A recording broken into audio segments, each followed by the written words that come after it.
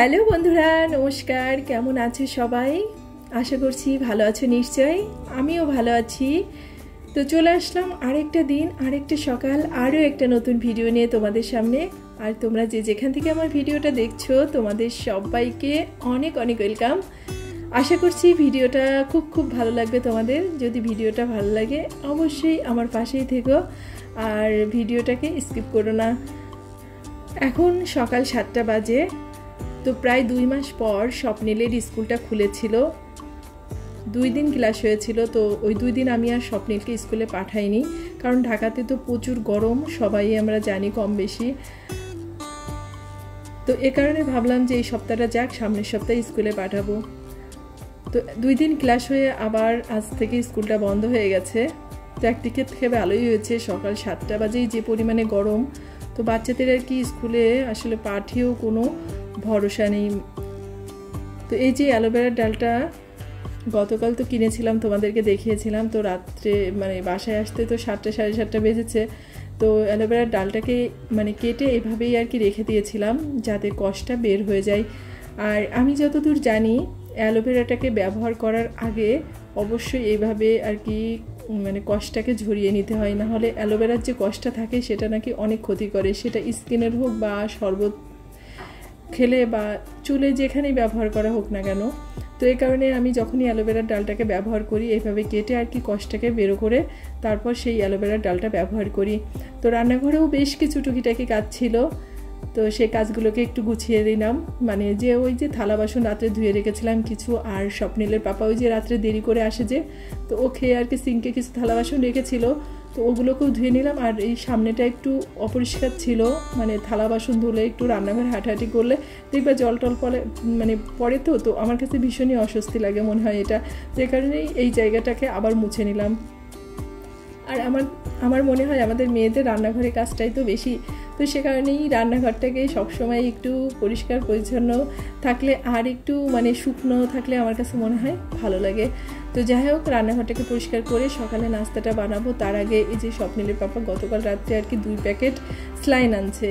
আগে এনেছিল, সেটা স্বপ্নিলের কয়দিন ধরে দিচ্ছি, শেষ হয়ে গেছে।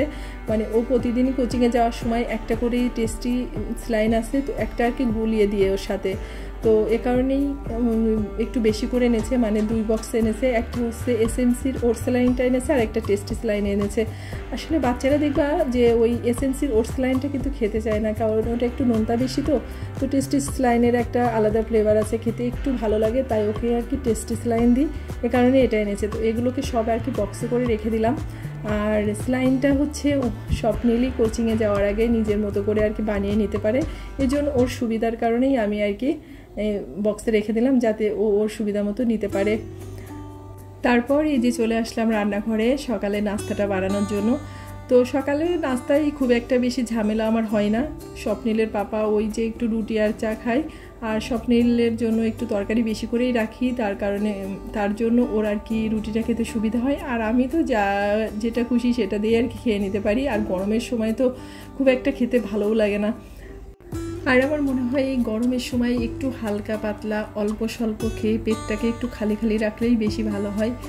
কখনোই ভরপুর পেটে আমাদের খাওয়া উচিত নয়, তাতে বদহজম হয়ে যাওয়ার সম্ভাবনা থাকে। আজকাল একটা জিনিস খুব বেশি দেখা যায়, জানো তো কি সেটা?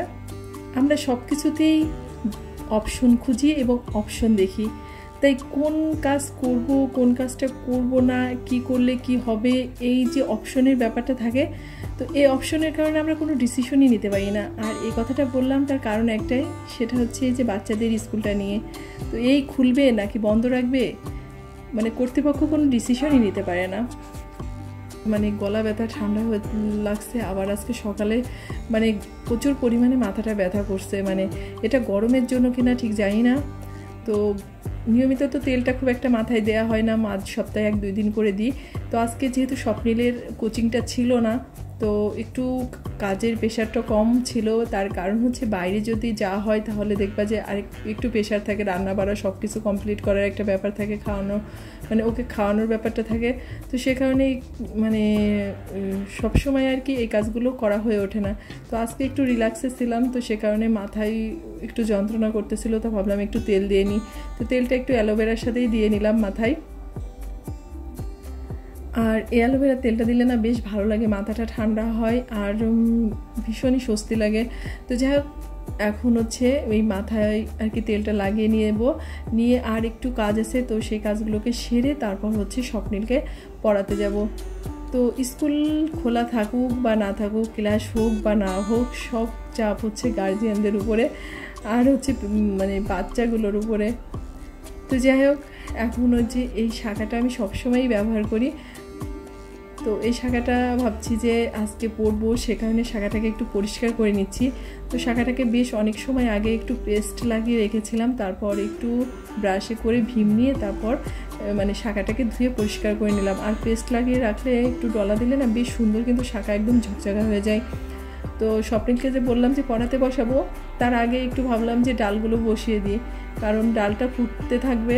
আর যেহেতু মটরের ডাল, তো একটু আম দিয়ে রান্না করব, তো ডালটা একটু ফুটতে সময় লাগবে মসুরির ডালের থেকে বেশি, তো সে কারণে আগে থেকে বসিয়ে দিলাম। তো ডালটাকে বসিয়ে দিয়ে আমি যে রেগুলার ইউজ করি জুতাটা, তো জুতাটাকেও একটু ধুয়ে রোদ্রে দিয়ে দিলাম, কারণ গরমের দিন তো একটু জুতা জামা কাপড় সব কিছু একটু মানে দ্রুত ময়লা হয়, আর এগুলোকে না একটু ঘন ঘন আর কি পরিষ্কার পরিচ্ছন্ন করতে হয়। তো যাই হোক, আর জুতাটাকে রোদ্রে শুকাতে দিয়ে দিয়েছি। আর এই যে ঠাকুরের মালাটা, এটা স্বপ্নিলের পাপাই সকালে স্নান করার আগে ধুয়ে দিয়েছিল। তো যাই হোক, আমাদের পড়াশোনাটা চলতেছে আর এখন হচ্ছে বিরতি তো চলছে। এই বিরতির মাঝে আমরা কি করি, তো ভাবলাম তোমাদের সাথে একটু শেয়ার করি। তো স্বপ্নিল ওখানে আর কি দুষ্টামি করতেছিল, ও হচ্ছে একটা অ্যাফ্রন গায়ে দিয়ে আর কি দুষ্টামি করতেছিল। আমি রান্নার ক্ষেত্রে সাধারণত অ্যাফ্রনটা ব্যবহার করি না, কারণ যেহেতু আমার অল্প স্বল্প রান্না, আমার খুব একটা সিটে জামা কাপড়ই লাগে না, কিন্তু লাগে কোথায় জানো, হাতে, মুখে, গলায়, এই সব জায়গাটাই লাগে। তো যাই হোক, ওর সাথে আমি একটু মজা করতেছিলাম। তারপর এখন ওকে একটু ফল দিব, মানে তরমুজ দিব। তরমুজটা গতকাল আনতে যেয়ে পড়ে আর কি ফেটে গেছিলো, তো গতকাল রাত্রে একটু খাওয়া ছিল আর বাকিটা ফ্রিজে রেখে দিয়েছিলাম। তরমুজটা সবসময় আমার একটু ঠান্ডা খেতেই ভালো লাগে ফ্রিজে রেখে, এটা মনে হয় আমার না, সবারই তাই। তো তরমুজটা শুনেছি যে যদি এর বিচিগুলো অনেক কালো থাকে তাহলে তরমুজটা বাতি থাকে আর খেতে বেশি ভালো হয়। তো এই তরমুজটা বেশ মিষ্টি ছিল, আবার দেখলাম যে বীজগুলো না ভীষণই কালো, মানে যেমন বাতি তরমুজ থাকে না সেরকমটাই। তারপর তো দুপুরে রান্নাবাড়া করে নিয়েছি, তোমাদের সাথে আর সে ভিডিওটা শেয়ার করলাম না। তো কী কী রান্না করেছি সেটা অবশ্যই তোমাদেরকে দেখাবো। তার আগে যে আলুটাকে একটু সিদ্ধ করে নিয়েছি, একটু আলু ভর্তা করব।